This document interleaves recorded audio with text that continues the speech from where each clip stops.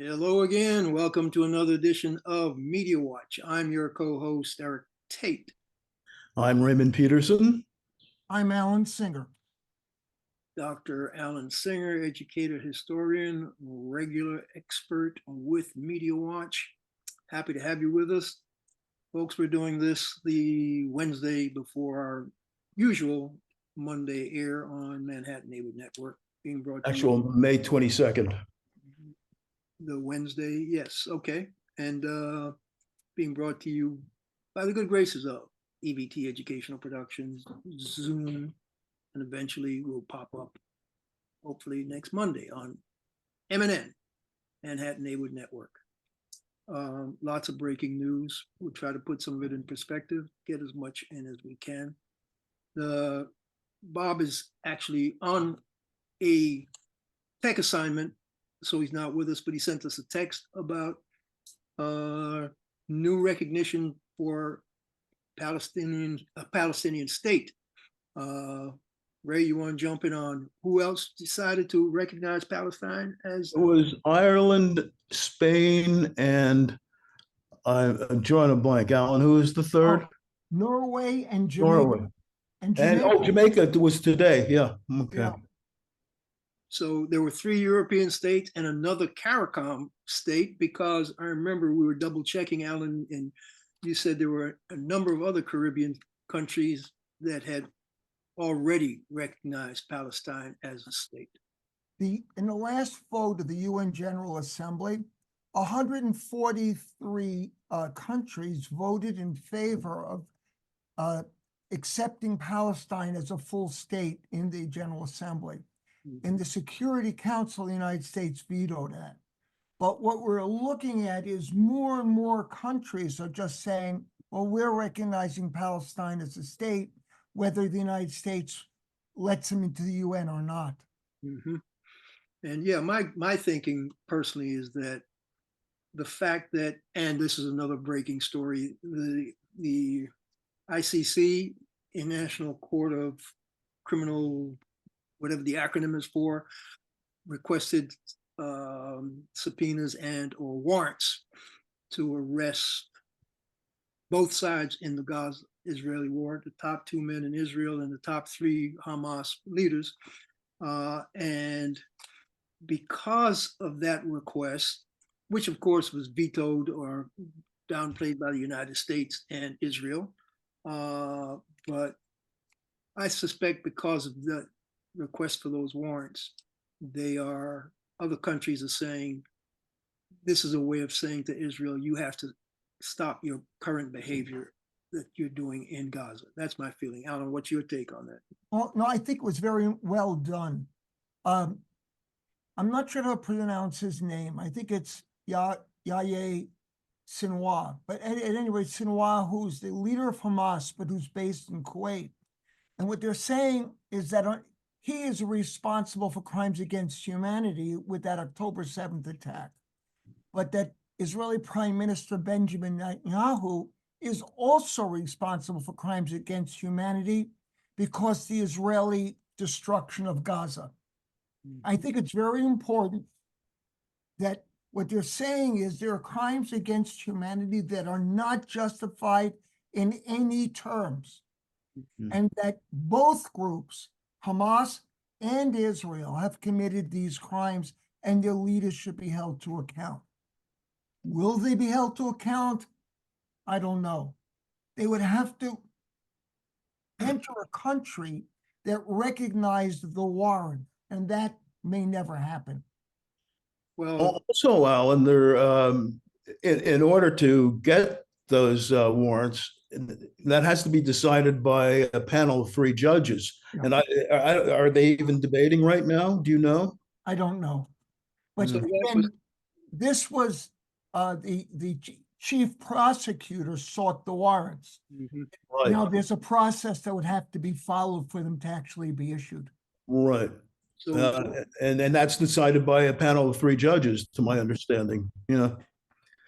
And one more quick question: when countries like the 4 that we mentioned previously say that they recognize the Palestinian state, does what actually does that mean? I mean, are there any legalities involved there? Or does that mean we have diplomatic relations with them? I'm That's not a clear very on good that. question. I think it's going to depend on country to country. That- But for example, if you recognize that Palestine is an independent state, then the Israeli occupation becomes illegal. And Israel would become subject from those countries for actions. Oh, okay. So I think that, you know, whether they end up having an embassy or consulate or something is less important than the actions they potentially could take against Israel for occupying. Yeah, the Thank you. occupation issue has been crucial for the Palestinians for some time because basically they have been refugees in their own land since 1967. There've been a whole vast array of them have been living in refugee tents any number of years. And basically, my reading of the entire situation over the years, and the United Nations and other countries have basically come out and said Israel has basically drawn and quartered the Palestinians into an open air concentration camp in an apartheid type existence. And, you know, that's not something that people say lightly. If it's an apartheid type existence, that's why people were protesting against South Africa back in the day. And I suspect that's why these young people are protesting right now on these college campuses, because of this long arc of this occupation and refugee status. And you top that into the kinds of indiscriminate war that Israel is waging. And I call it indiscriminate because the reason Joe Biden didn't give them those bunker busting bombs last week or 2 weeks ago is because they were just flattening Gaza. They were just destroying property, just destroying territory willy-nilly. And he finally said, enough is enough. So, you know, the kids are up in arms, and I don't blame them. But Alan, you also had a story pertaining to these kids and their demonstration. Well, I mean, two things. you know, there's a lot of MidEast stuff. Like, before we even get to the demonstration, what about the AP story? Well, yeah, actually, we're talking about three things now, and all media related. One, under international pressure, Israel reinstated the Associated Press. They had banned the Associated Press and confiscated its broadcasting equipment because among one of its clients is Al Jazeera, which Israel also banned. And all of the international media agencies were up in arms because they all depend on the AP for news items. Like I read Newsday every day, the local Long Island paper, and all their international stories come from the AP. So that was one. The second is the New York Times, this Sunday magazine, did a major feature on the movement to the right of the Israeli government and how that right-wing religious fanatics have been abusing Palestinians on the West Bank with the forbearance of the government, the military, and the police. And we're talking about burning farms, killing animals, beating up people, even killing people. And the government of Israel has tolerated this from these West Bank religious fanatics who they want a nation from the river to the sea. They just want it all to be all Jewish. Exactly what the Hamas supporters and the Hamas terrorists have been saying, river to the sea.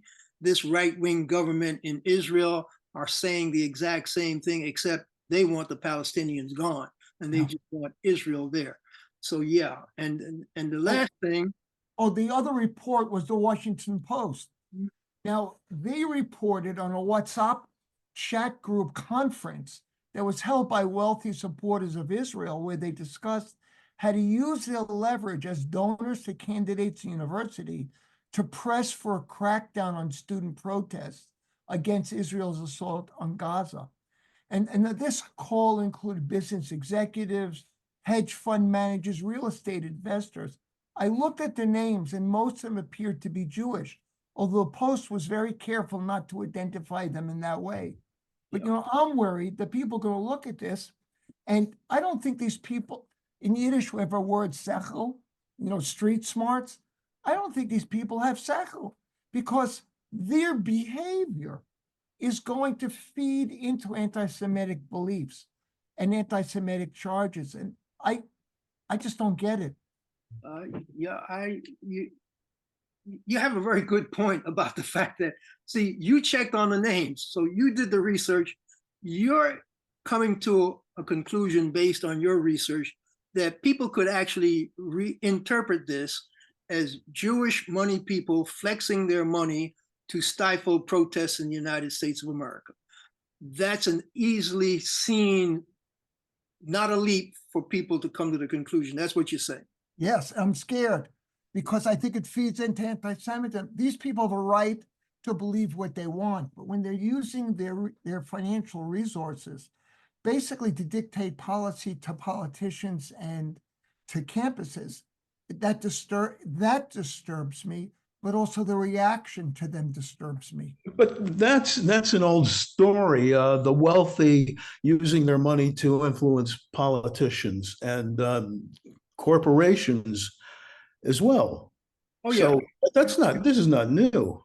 Yeah, no, and it's not just Jewish wealthy people who And do. it's not just Jewish wealthy people. I said, you notice I said wealthy people. Yes.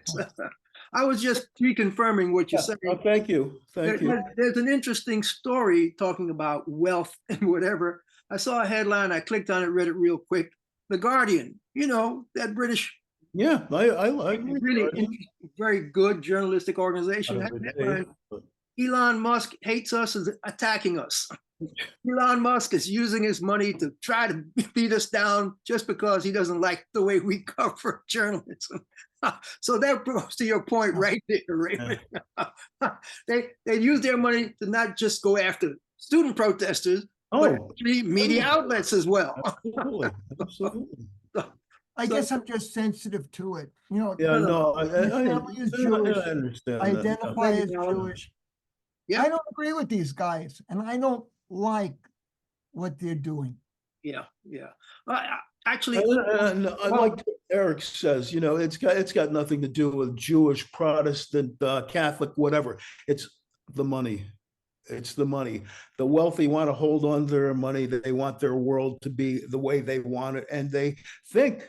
I wonder if these people didn't have that kind of money, if they would have that kind of ideology, because that just doesn't make any sense to me. Money people. It seems that people with money think that they have a special right. I've noticed this all my life. I've known some very wealthy people, some very nice people on both sides, as I've heard somebody say before. But there's something about having that money, having the ability to do whatever you want, that leads to you believing that you can actually do that and influence others to do what you want them to do. And it doesn't always become as important as, influencing your government or a corporation or what have you. It's that way in their life. They begin to treat everybody that way. They treat their servants that way. It's do this, do that. And people who would, under other circumstances, be ordinary, really nice people. But because this money gives you power, unlimited power, that is just not natural. Well, and the outcome of having it is unnatural. We had explored that aspect earlier when we were talking about a couple of shows back about whether donors might try to influence how Columbia reacted to their student protesters. That basically was an earlier headline that I think ran in the New York Times a couple of weeks ago. We did touch on that. This meeting actually is a logical outgrowth of that particular concern that was raised back then. So yeah, interestingly enough, this whole issue about demonstrators and far left and far right, because the kangaroo court in DC is still holding their hearings, and now they want to bring the president of UCLA and the head of the other colleges out there. You remember the story we're talking about? The fact that these protesters were attacking and assaulting the folks camping at UCLA who were trying to be peaceful, and the cops just stood by and watched. Well, now they're calling in those people, but they're framing it as, why were you not protecting the Jewish students on your campus? That's not the headline. The headline isn't, what took you so long to protect the protesters who were peacefully protesting? And so the kangaroo court is calling in more people to testify against what you're worried about, anti-Semitic behavior, without even taking a look at, well, what happened to those protesters, protesters beating up the protesters that were allowed to do that with cops, university, and regular police standing by watching? They might investigate that as part of their kangaroo court, but it was on the back burner.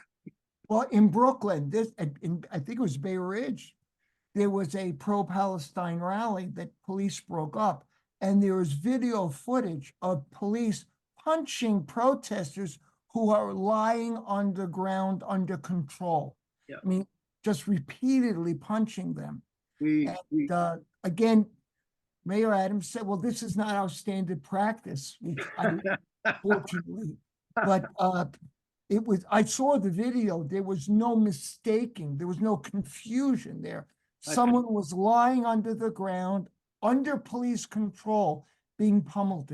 Yeah, I saw a couple of snippets of that video. I saw a report that talked about the fact that there were videos from 3 separate sources that showed 3 separate incidents of police doing exactly what you just described. And whatever the protesters had done, this is the thing, I'm not saying the Doesn't matter what they've done. Or angels. The police are supposed to be professionals. They are not supposed to beat up people. Yeah. So yeah, I don't want to belabor this particular issue because it takes up so much, right? But interestingly enough, because it does take up so much, other stories kind of get shunted to the side.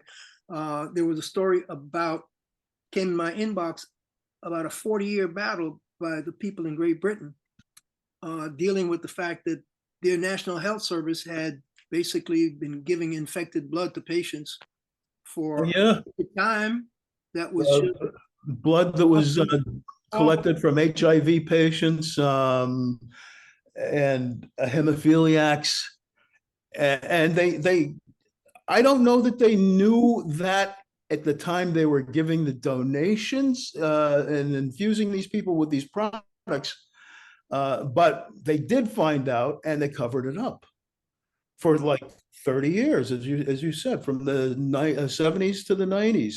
There was a stretch where they were doing it, and then they discovered the problem, and then they started trying to fight to get accountability after the 90s, right? Right. And they kept denying it. That was what brought the story out front, because just this year in 2024, I believe the Prime Minister actually had to apologize publicly for the fact that the healthcare service had done this and had not owned up to it and had tried to cover it up. And so it was like a 40-year struggle to get accountability. And so that to me was a major story. I think maybe PBS covered it. I think it may have popped up in one of my feed. I haven't seen it. Yahoo or one of those aggregators, but I hadn't seen it widespread coverage. And for me, that's a scary thing when you've got a healthcare service national. Is to own up to a mistake, let it go for so many years and cause people so much harm and so much mental suffering for behaving like that. Do you think that that's a condemnation of having a facility like a public health service? No, because that's an aberration to me. I haven't seen anything like that over the years that they have had a national public health service. So for me, That's probably why they tried to cover it up as hard as they did, because they didn't want to besmirch their, quote, stellar reputation.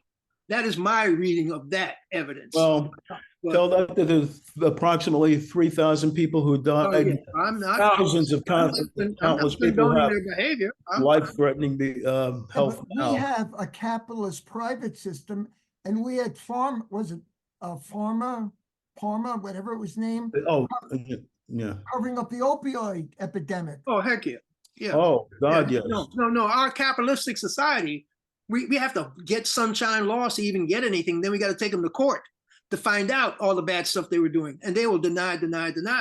And so we've got, hell, what's the latest thing that they're trying to cover up, like the opioid and cigarettes? Well, you said the bird flu. The bird flu, yeah. Well, I'm not sure they're trying to cover it up. Bird flu now is popping up all over. It's jumped from birds to cattle.